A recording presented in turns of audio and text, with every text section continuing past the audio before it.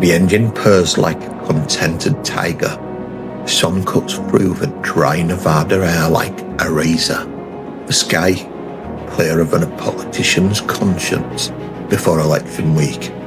I nod to the ground crew. No radio calls, no fanfare, just me, my plane, and the wide open desert. September the 3rd, 2007, and I'm Steve Fossett, millionaire, record breaker, adrenaline junkie. And I've flown everything.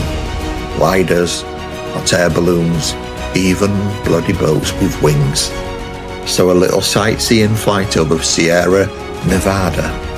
Easy day, no sweat. I climb into my Belenka Super Decathlon like it's my throne.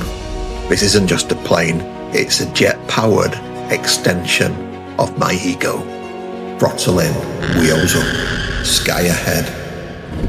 It's been a week now since Steve Fossett was reported missing in the Nevada wilderness, and still no sign of the millionaire aviator. Search and rescue teams were heading back in the air Thursday in Nevada as the search for Steve Fossett continues. Some 14 aircraft, fixed-wing planes, and helicopters are now scanning across an expanded search area of 10,000 square miles. No mayday, no clues, no bloody idea what just happened. Welcome to the Nevada Triangle, where planes go missing and logic gets left on the tarmac.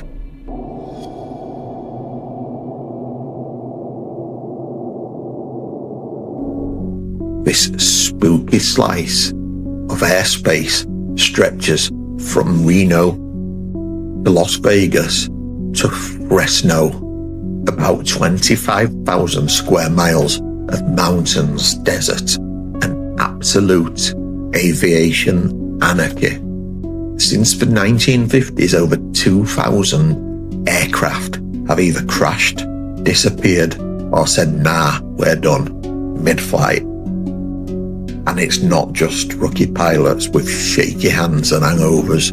We're talking professionals, ex-military, engineers, even trained rescue flyers are swallowed up by the skies. If you're flying through this patch of America, you'd best update your will and kiss your buttock goodbye.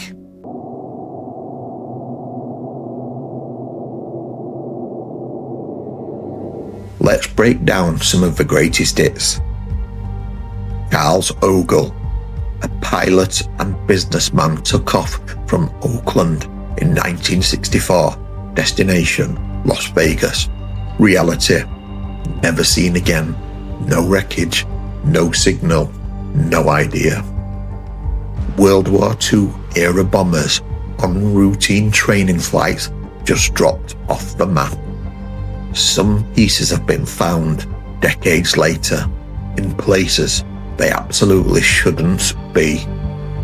And then you've got Steve Fossett. Even after they found the wreck, a year later, 65 miles off course, it still didn't make sense. Like a drunken sat-nav said, in 400 feet, veer directly into oblivion. Good luck.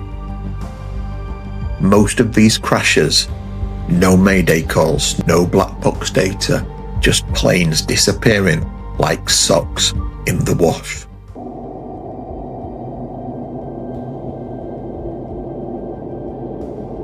Alright, science time. Put your thinking caps on. The experts point to mountain waves and microbursts, violent air currents that can knock planes out of the sky faster than you can say insurance claim. Others blame magnetic anomalies. They say compasses spin like slot machines, radio jam, and GPS loses the plot. Okay, sure, but riddle me this. Why no distress calls? Why do some wrecks show up hundreds of miles away, intact? And why does it always happen here? Something's off. And if you're not into science, buckle up, sweetheart, because The conspiracy train's about to leave the station.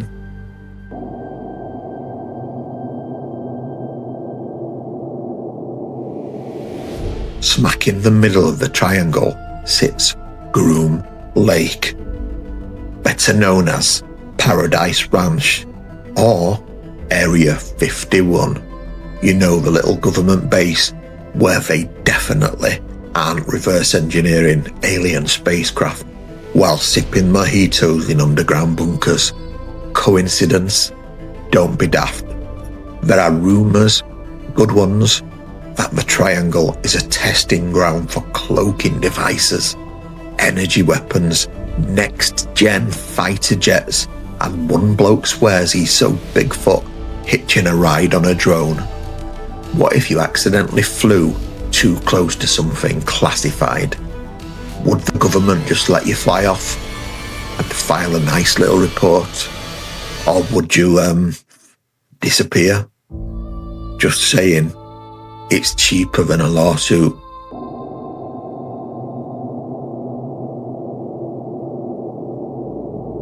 Long before tech bros and UFO spotters showed up, this land was feared by the locals.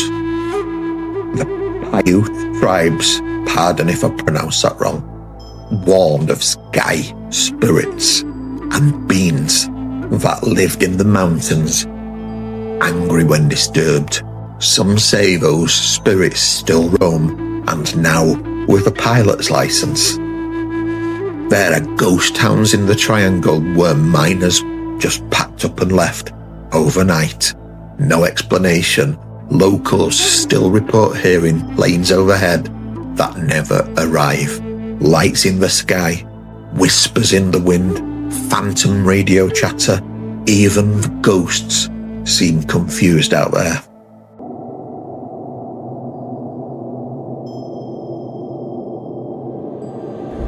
Under the jagged peaks of the Sierra Nevada range, the scattered wreckage of Steve Fawcett's single-engine plane was discovered with some pieces still hanging in the trees. The official story is Steve Fawcett crashed into the side of a mountain due to turbulence and poor visibility, except it was a clear day that day. His emergency beacon never went off, and the plane was found a year later by a hiker, not a search team. Make of that what you will. Some say he faked his death to escape the fame. Others claim he was part of a secret program that needed him to disappear. And then there's the alien crowd. Apparently, he was a perfect specimen for intergalactic probing. Cheers, Steve, for that, taking the one for the team.